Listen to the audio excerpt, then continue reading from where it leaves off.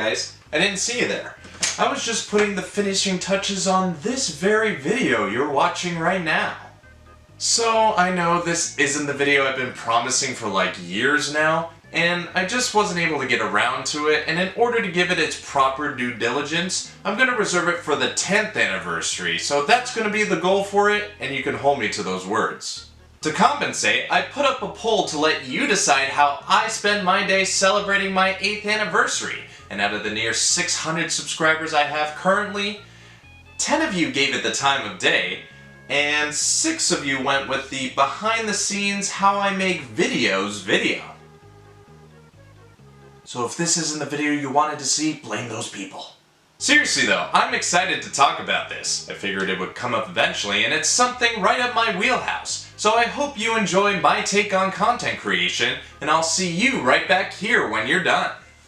So obviously, the first place that everybody will start at is the subject of the video. Whether it's a game, console, or accessory, you gotta pick something to cover, and I came well prepared for that. When I first came up with the idea for Brian the Blue and a couple of the shows like game reviews, console reviews, and quick views, I wrote down names of hardware and software that I wanted to take a look at on these cards. This was during one summer school session. Yeah, I was forced to go through that shit, but I used that time accordingly. It later expanded to writing down future seasons on full pieces of paper, and eventually moving over to a Google Doc to keep track of all the stuff I have and will cover on each of my 5 shows. I have plenty of ideas that could realistically last my whole lifetime if I put in the effort, but it isn't concrete as I have had to move around games due to maybe not being able to play them, they're not in my collection, or being unable to afford them as some of these games I have are a bit pricey to acquire. I like to try and keep it to original hardware and software as much as possible. I made a few exceptions in the past, but sometimes you're left with no choice but to go down the emulation route when you want to talk about something extremely rare to find or costs way too much. But anyway, once I have the game to talk about, the obvious next step is to play them. How that works for me most of the time is having an Elgato Game Capture HD. It works great with playing your HDMI connected consoles with the exception of the PS3, there's a whole process to get that system working on it, but you could also record your RCA component consoles if you have this cheap little conversion box as the go-between.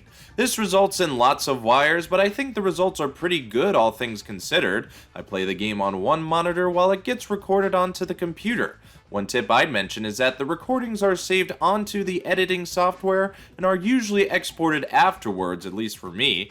Just know that you'll have a backup on hand. Now when it comes to consoles that only have an RF connection, which are usually from the 2nd gen back in arcade games, I think the process is a little easier as I take my camera and literally record the CRT screens and extra things when it comes to the arcade machines. You may have to do brightness adjustment to reduce the lines or pulsating screen waves. Darker games won't give you as much trouble, just pay attention to what's coming through and make the proper adjustments to get the best crisp picture.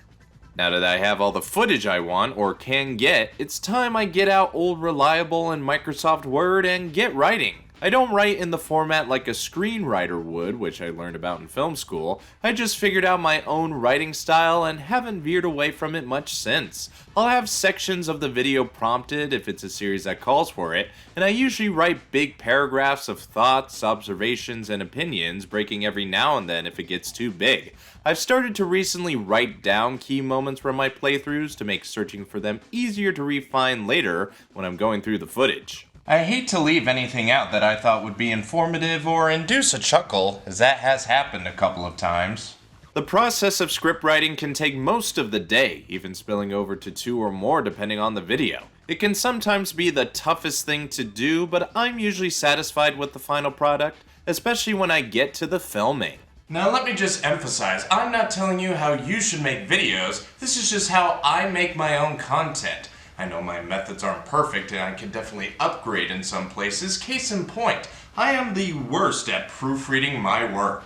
Not a script goes by without me having to make an additional edit to grammar or something else along those lines. There is another step before this, but I'll save it for after this one. Always double check if your battery is charged because it's time to film. The camera I use currently is a Canon Rebel T6, which I will be upgrading relatively soon. It served me well, but it has several dead pixels which you may have noticed, and it's irritating me, so I need to fix that or step up to the next level.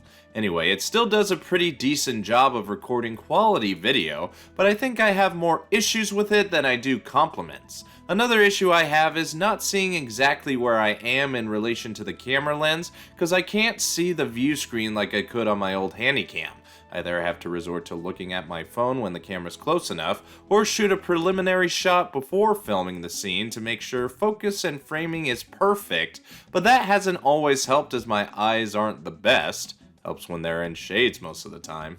I like to try and knock this out in a day, but sometimes you have to plan ahead if you're going to shoot somewhere else in public or on location away from home. And on the odd occasion, you may need an assistant to help you with filming or being on camera with you. Always gotta keep options open and be prepared. I always keep multiple SD cards on hand just in case one of them fills up, and I still use my old camera for projects that require the camera to be on all the time, like when I'm doing Let's Plays with friends, as the Canon tends to turn off after 12 or so minutes. I really need to get the type of cameras my college uses. Would anybody fund my GoFundMe?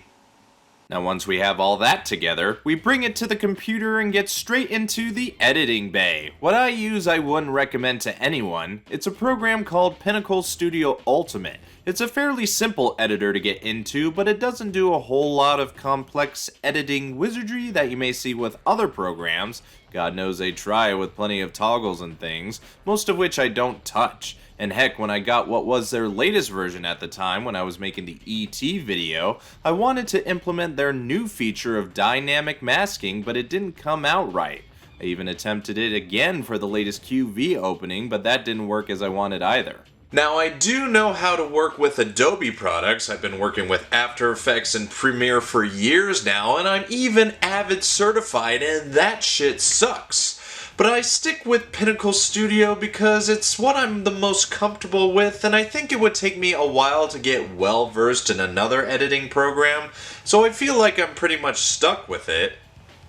But it isn't all bad. I know its limits and I know where it excels, and I'm also learning how to use Unity and Blender, so that could be useful for something. Pinnacle Studio is a good beginner's editing tool, and I just kept with it. My mom literally bought it for me at Best Buy because it was the cheapest option. Remember when you used to go to stores to get your editing programs? Those were the days. Anyway, I use Pinnacle to do pretty much all my editing needs. All my shows follow a pattern that I like to adhere to, and I keep it through most of a season and tweak it every now and then. I like to keep it formulaic as the audience knows exactly what they're going to get from me. The subjects will change, but how I go about them will remain mostly the same, maybe updated every season because there's always room for improvement. I make the intros and outros separately, I record the voiceovers like this one you're hearing now. I like to think of it as an all-in-one tool, which makes the experience simple, but I may have to go outside of it to do some extra things. I may use Audacity on the rare occurrence I want to toggle how some audio sounds. Obviously I'll have to search online for images or videos I want to include. Always try and find the best quality of pictures, and if they happen to be transparent. If they aren't, you could fix that in Photoshop, or if they are transparent but under a different file, be sure to have a free converter bookmarked. If you want to download an MP3 or MP4 of a YouTube video, there's plenty of converters out there. Do whatever one works best for you, and be sure to block or close out the pop-ups. But if it's from another site like Dailymotion that may not have a download thingy as far as I'm aware, OBS is a good workaround. Also works great for capturing anything on your computer screen, including PC games. Editing is where a good chunk of time goes into the video making process. It can take a while to put everything together, especially if you have a life. I like to try and set daily goals to reach, like getting through a set number of voiceovers, but sometimes things don't always work out that way, as some segments can take longer than others to edit and render, and the whole thing can just crash on you, so be sure to save, for sure. Then after all that work, you have a finished video exporting and it's time to upload. The upload process will be mostly the same for everyone. Have to give it a title, fill out the description, add the elements, categorize it, all that good stuff. The process for me can take anywhere between a half hour to a couple of hours depending on the length of the video. I usually spend some of that time making a thumbnail, at least for WrestleBound. Most of the other BTB ones are made well in advance when I know what's going to be covered in a season, and when that's done and inserted, I just leave something on repeat so the monitor doesn't go to sleep, thus stopping the upload process, and go do something else like watch videos, play a game, work out, and come back and see if it's ready to be scheduled. One other thing to worry about is the copyright BS. It's bound to come up every now and then, especially now they have this checker, which is pretty useful honestly, but don't be surprised if it comes up when you use something like music or movie clips for an extended period. Try to make them short and sweet if you actually want to make a few cents on your videos. In time, the video's uploaded, and you hopefully get views and engagement, but one thing people might skip on is what to do after the video's completed. You can obviously go to the next one, but I mean, the one you just worked on now takes up space on your hard drive, and that will add up over time. So what I do usually is when I maybe have 3 videos from the same series taking up space, I'll either take the oldest or the most complex one out once everything is done and over with, and save the finished video and accompanying thumbnail on an external hard drive, and delete all the files used to make room for whatever's next. I'm one for preserving as much as I can. I'll sometimes make blooper compilations if there's enough to work with, but I'm not the only one who uses this computer, so I can't think for only myself, so I save what is the most important, which is usually the finished product. Another thing to consider, who knows if YouTube will still be around in the next several decades, or once we're all dead and gone, something else could very well take its place and all my work could be off the internet. So I'm trying to think for the future because this is my life's work, and if you all can't see it, I would at least want my next of kin to and preserve it however they can. I've kept a lot of my previous work on external drives, including stuff I did well before settling on what I do today. Even have a few videos I want to go back to and re-edit because it just wasn't complete for me at the time. And as far as scripts go, well, I'm going to be filling out these binders for years to come. And that's pretty much how I make videos on this very channel. I hope y'all have found it interesting and maybe educational to some degree.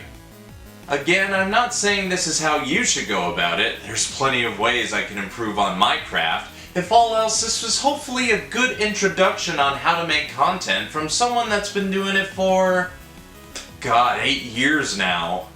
This was pretty fun to do. I'll probably leave another poll for my 9th anniversary, but there's plenty of more content coming your way soon, so until then, I will see you guys in the near future.